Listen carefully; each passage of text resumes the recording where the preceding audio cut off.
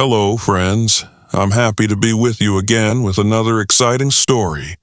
This story is Warehouse number 8.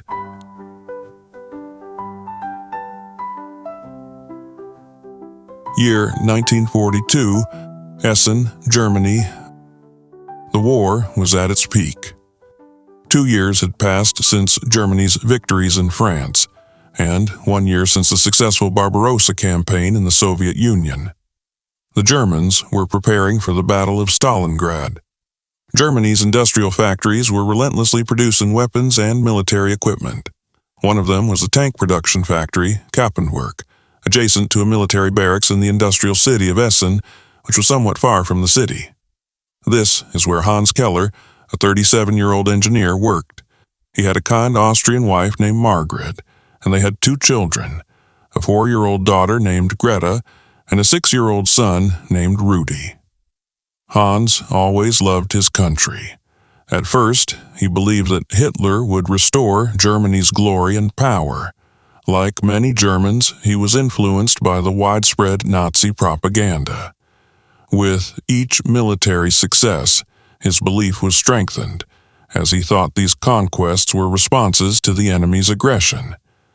But gradually, news of Nazi massacres and crimes in other countries began to reach him. Over time, with the start of large-scale attacks on European cities, a shadow of doubt weighed heavily on his soul. The images of innocent people burning in the flames of war and the reports he heard made Hans view the war and the work he was doing in a different light. Hans couldn't tighten a single tank bolt with his wrench without feeling guilt and doubt. He had seen in the news the slaughter of children the same age as his own. He was now certain that the war Hitler had started was not just about defending Germany, but a never-ending path of destruction and killing.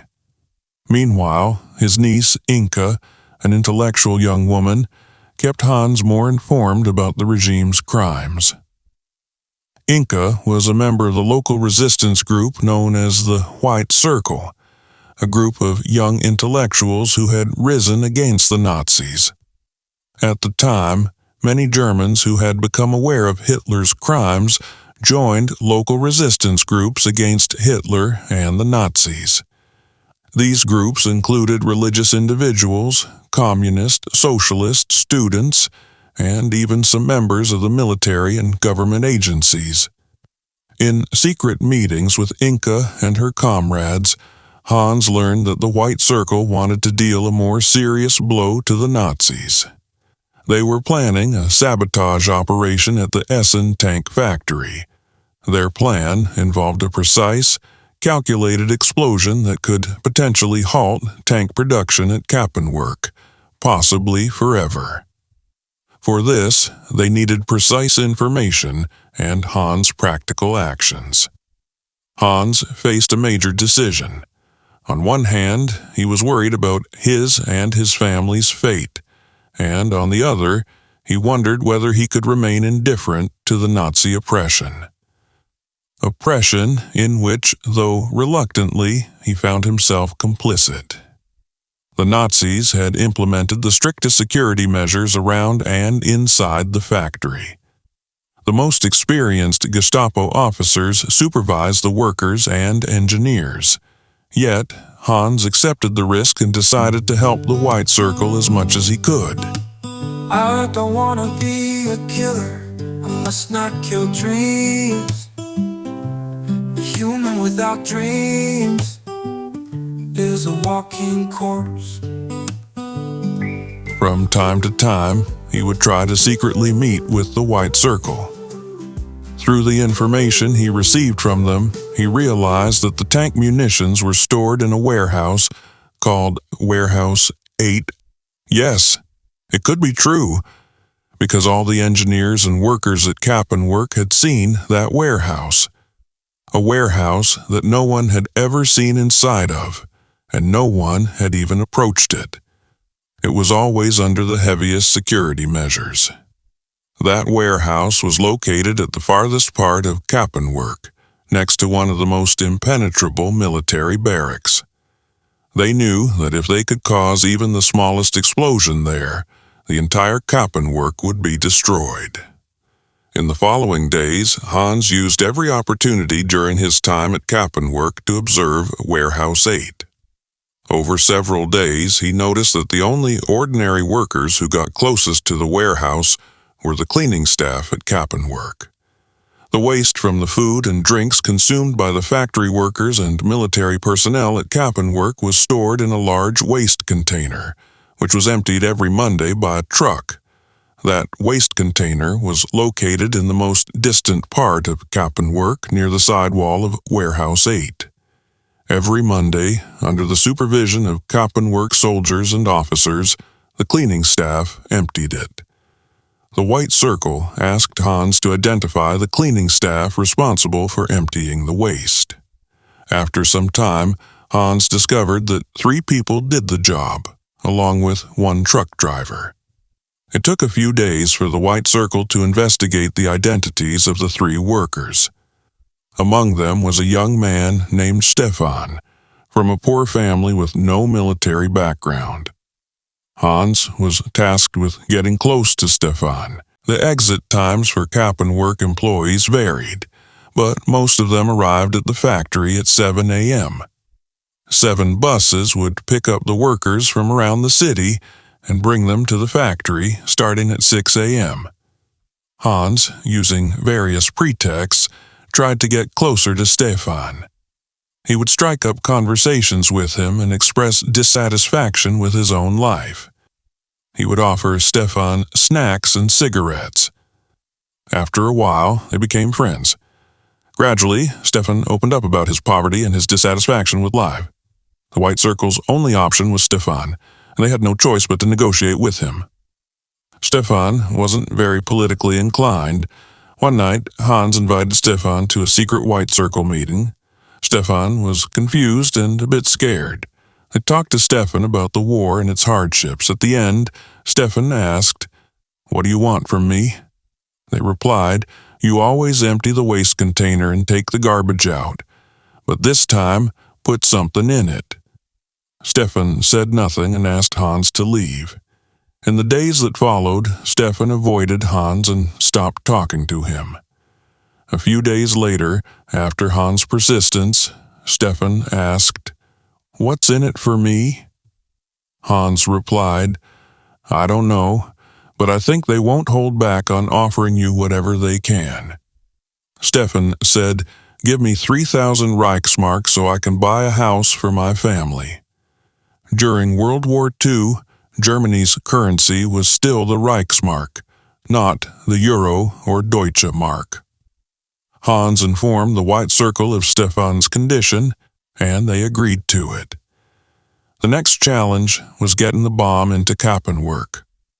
Every morning, it took more than an hour for the 300 workers and engineers to enter Kappenwerk. The Nazis divided the employees across 4 entrances, with each being searched for about 1 minute. There was only one way. The bomb materials had to be gradually smuggled into Kappenwerk and assembled inside. Many of the required items, such as wires and various adhesives for packaging explosives, were already available in Kappenwerk. The most important items that needed to be smuggled in were gunpowder and a timed detonator. Hans could slowly smuggle in small amounts of gunpowder by hiding it in his socks. Every day, he smuggled 10 grams of gunpowder into Kappenwerk by hiding it under his feet. His personal locker wasn't a safe place to store the gunpowder. Cleverly, he hid it in the fuel pumps for the tanks in Warehouse 4, where he worked, knowing that no one would touch them for a while. Labor, I don't want my hands stained with the blood of your dreams.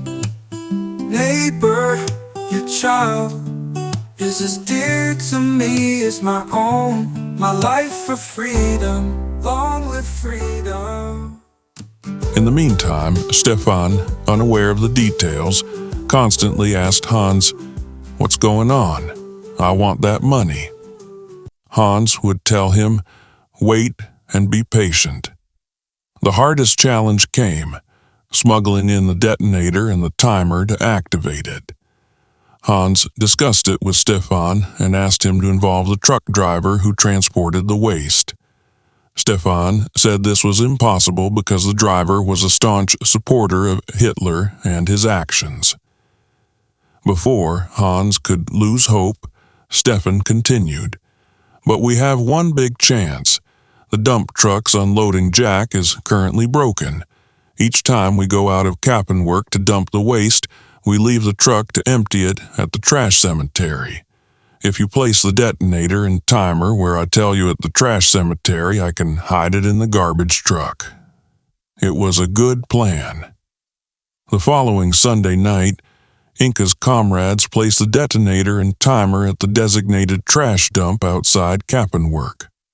They paid Stefan 1,500 Reichsmarks as an advance payment.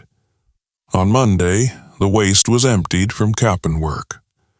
On Tuesday morning, while on the bus to Kappenwerk, Stefan informed Hans that the detonator and timer had been successfully hidden in the garbage truck. They would have to wait until the following Monday to retrieve the detonator and timer from the truck and transfer it to the waste bin in Warehouse 4. Hans had to complete the bomb assembly secretly while at work so that as soon as he had the detonator and timer, the bomb would be ready. The plan was for Stefan to retrieve the completed bomb from the waste bin in Warehouse 4, where Hans worked, and transfer it to the large waste container next to Warehouse 8. One night, when Hans returned home, he noticed that his wife, Margaret, was worried. She had received an unsigned letter accusing Hans of betraying Germany and threatening that if he continued on this path, his family would be harmed. Up to that point, Margaret had been unaware of everything, and the letter terrified her. She begged Hans to leave the work and not get involved in these matters. But Hans, knowing that if he stopped, the Nazi regime would continue its slaughter and oppression, informed Inca of the situation. Inca reassured Hans that no mistake had been made by the White Circle. After reviewing all the events, they concluded that the only person who could have betrayed them was Stefan. The next day, Hans discussed the matter with Stefan on the Kappenwerk bus. Stefan told Mark, "It would be better if you stopped playing these games and didn't break your promise." He said, "I need the rest of the money, and it's better if you don't continue this conversation." But Hans couldn't find peace. With the savings he had, he moved his family out of Essen and sent them to his relatives in the border town of Friedrichshafen, so they could be transferred to Austria if necessary. Paper, I don't want my hands stained with the blood of your dreams. I love Germany, I love France, Italy, Tunisia, I love Sudan. Long live you, long live me, long live us. Finally, Monday arrived. The large trash bin next to Warehouse 8 was always emptied first, followed by the smaller bins left in the warehouses. After the large bin and the smaller ones were emptied, Hans found an opportunity under the pretext of taking out the trash to go to the bin in Warehouse 4. Stefan had placed the explosive charge and timer there. Hans had to wait for the right moment to complete the bomb. 2 days passed, and the opportunity had not yet presented itself. One night, while Hans was resting at home, someone rang his doorbell repeatedly in a rush. He nervously went to the door and saw that Inca was there. Inca, terrified, said that 2 members of the White Circle had been killed after a chase with the Gestapo officers. Inca said, "Uncle, everything is ready to complete the operation. Try to finish it." Inca handed Hans 1,500 Reichsmarks and asked him to give them to Stefan. She said it would be best not to see each other again and left. The next day, Hans secretly finished the bomb by any means possible. After leaving Kappenwerk that afternoon, he tried to meet Stefan, but he felt extremely unsafe outside. The number of Gestapo officers in the city had doubled. He decided it would be better to wait until the next day. The following morning, Hans met Stefan on the bus. He told Stefan that he had 1,500 Reichsmarks with him that he needed to give him. He asked Stefan, "Can you take the bomb from the trash bin in Warehouse 4 and transfer it to the main trash container today?" Stefan replied, "I can, but I won't." Mark said, "Stefan, we've come all this way. Don't ruin everything." Stefan replied, "You give me the rest of the money tonight, and I'll empty the bin in Warehouse 4 tomorrow." Hans said, "We might get caught, and by then it will be too late. Please do it today so I can set the bomb for a time when all the workers have left. I promise I'll give you the money as soon as I leave the factory." Stefan didn't agree and said, "Today is Friday. You have time until tomorrow. I'll come to your house tonight to get the money, and tomorrow I'll empty the bin." Then he got off the bus. Hans was very anxious. He had to wait until the next day. The bomb was ready to be activated in the diesel tank. That day ended. It was Thursday evening. The workers were leaving the factory one by one. Hans went home and waited for Stefan. At 9 p.m., the doorbell rang. Stefan was at the door. Hans opened the door and Stefan came inside. Hans handed him the money. Stefan counted the money and, without saying much, headed for the door. Hans angrily said, "How can you leave without asking me about the plan?" Stefan stopped, turned to Hans and asked, "Well, what's the plan?" Hans said, "I will activate the bomb before midnight and place it in the trash bin. Don't come to Warehouse 4 before then." Stefan replied, "As long as my life isn't in danger." Hans said, "No, the bomb will be set for 10 p.m. when all the workers have left Koppenwerk." Without saying another word, Stefan left. Less than an hour later, Hans's sister came rushing to his house and told him that her daughter, Inka, had been arrested by the Gestapo. She was unaware of Hans and Inka's involvement with the White Circle group. Shocked, Hans asked his sister, "Why did they arrest her?" His sister replied, "They said she's a saboteur and involved in local resistance groups." Hans tried to calm his sister down and then took her home. He couldn't sleep at all that night, thinking about the next day. He decided to go to the factory no matter what. On Saturday morning, Hans got on the bus in the city. He couldn't see Stefan. Upon arriving at Koppenwerk, he noticed something unusual. Several Gestapo cars with officers were entering Koppenwerk. He didn't know what fate awaited him as soon as he entered. He reached the entrance gate. They searched him. He entered the factory, constantly expecting something unexpected to happen. The factory environment was heavily influenced by the presence of the Gestapo officers.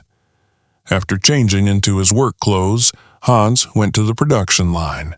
At the first opportunity, he removed the bomb from the empty diesel tank and quickly set it for 10 p.m. that night, placing it in a black bag inside the trash bin. He returned to the production line and resumed work. A few minutes later, he noticed several Gestapo officers in Warehouse 4. They approached Hans without hesitation and said, "Mr. Keller, please come with us." Hans followed them without saying a word. They led him to a car to be taken out of Koppenwerk. As Hans sat in the car and they were leaving Koppenwerk, he saw Stefan from a distance, watching him. About 50 other people from Koppenwerk were arrested, but no one touched Stefan. Hans felt a heavy sorrow in his chest. All their efforts had been wasted. They transferred Hans to the Gestapo's central headquarters in Essen. Hans witnessed strange things there. A large number of people had been arrested. The number of detainees was very high. After a few hours of detention, they began interrogating him. He had been trained in the White Circle for moments like this. He knew he had to remain silent and only listen and if he spoke, he had to feign ignorance. During the interrogation, the Gestapo officer told him, "Mr. Hans, your niece Inka has confessed to everything. We know you are all members of the local resistance group. You'd better start talking." At first, Hans almost lost control, but following his training, he continued to deny everything. He said, "Inka is my niece, and I love her dearly. I highly doubt she is involved in such groups." After a while, the Gestapo officer said, "So, you don't intend to talk? This could cost you dearly." Then they sent him to a large hall where many other detainees were. Each was talking and speculating about the reason for their arrest. They knew there were likely informants among them, listening to their conversations. Hans saw one of the White Circle fighters he had known before in the corner. They quietly spoke. That person told Hans, "Hans, don't give up. Be careful not to talk. I'm sure Inka hasn't confessed. All these arrests and speculations are part of their plan. They know something is going on, but they don't know exactly what. Act as though you know nothing. We've been arrested along with ordinary people. You're one of the common people. Don't forget that." They noticed some suspicious people around them and decided to separate. Hans went to a corner, lay down, and was lost in his thoughts when, suddenly, a loud explosion shook the Gestapo headquarters, and shortly after, several more explosions, even louder than the first, shook the entire city of Essen. Yes, my friends, it was 10 p.m. on Saturday, and Koppenwerk, along with a large part of the nearby barracks, was completely destroyed. Stefan hadn't betrayed them. The Nazis hadn't directly identified anyone, and the fighters later realized that the threat letter had been sent to most employees of sensitive government organizations. Although, after the destruction of Koppenwerk by the explosion of Warehouse 8, in addition to the 50 employees already arrested, another 100 people were arrested and illegally detained in camps where they were interrogated and tortured until Hitler's fall. The culprits behind the destruction of Koppenwerk were never found. A year later, in 1943, Germany suffered a heavy defeat in the Battle of Stalingrad, marking the beginning of Hitler's dictatorship's decline.